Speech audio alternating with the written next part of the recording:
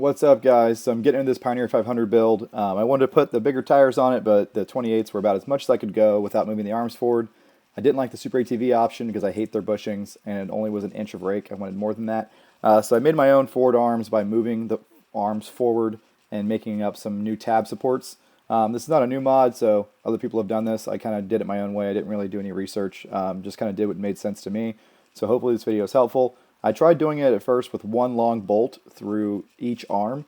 So instead of having a bolt for each pair of tabs, just one bolt through all four tabs basically. That didn't really work out. If you're interested in that method, all those details are on the Patreon page. Here's how I ended up doing it.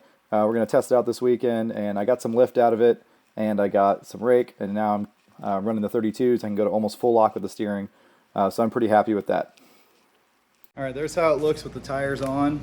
It's pretty mean. I just measured it, and I actually got almost an inch and 1.7 inches of lift. That's no one sitting in it, obviously, and it may settle some. That's how much lift I got, and there's two reasons I got lift, right? When you move the front wheels forward, it transfers the weight of the machine more towards the back wheels, so there's less weight on the springs. Also, I moved the shocks out, which gave them the spring better leverage, better motion ratio, right? And then I added some down travel. So 1.7 inches of front lift, not bad. And then about 1.8 inches of rake, moving the front forward, right? So that's pretty good too. Big improvement for tire clearance and ground clearance. The 32s on here should ride a lot nicer. There's a lot more rubber with a 32 and a 14. So that's probably gonna be the setup for this machine. And we're gonna test it out this weekend at the compound. I don't have a gear reduction in it yet. Gears are sitting right there. I'm waiting for my front locker to do the gear reduction because I had to pull the front diff anyway. So I might as well do those two mods together.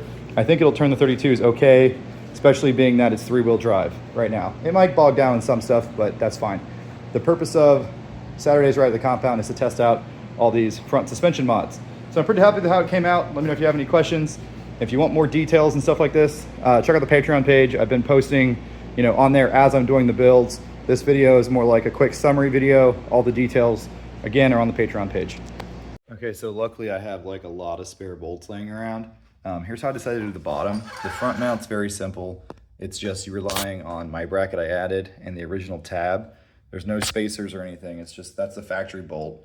And this tab is welded again to the differential brace.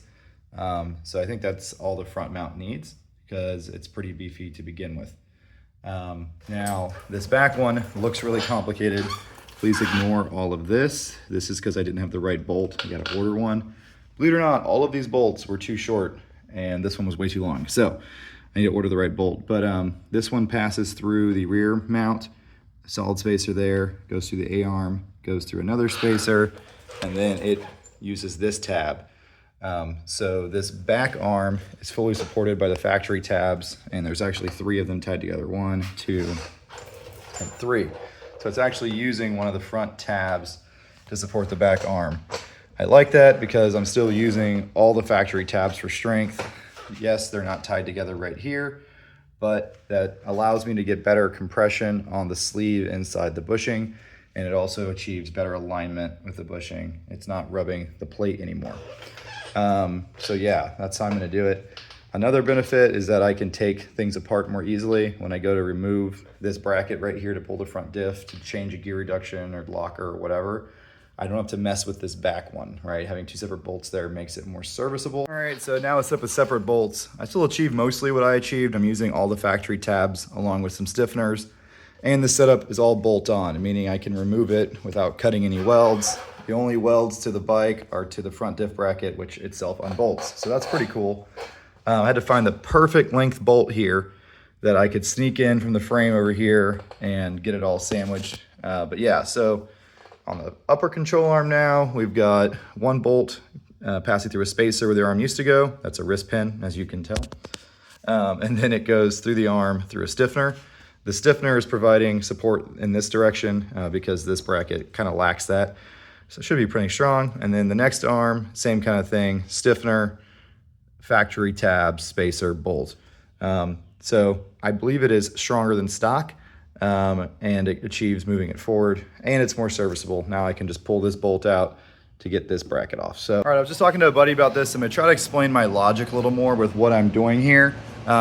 So when you're messing with the suspension, you gotta look at what each arm is doing. This upper arm is positioning the wheel and all that, but it also has the shock hook to it. So the upper arm is carrying the load from normal operation, and it's carrying the load if you were in a bottom out situation where the shock goes solid and there's a rubber basin up there. So the upper mounts take a lot more abuse in the up and down direction because of the shock.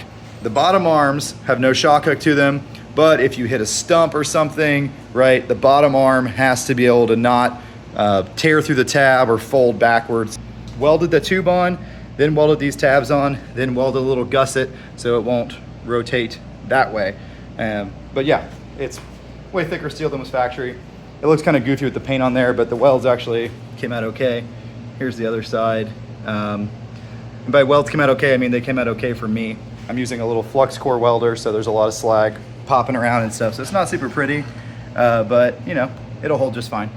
So yeah, I gotta wait this one cool off a little bit, paint it, and then bolt it up. But I added about 1 inch of down travel, maybe a little bit more than 1 inch of lift because I added some stiffness. So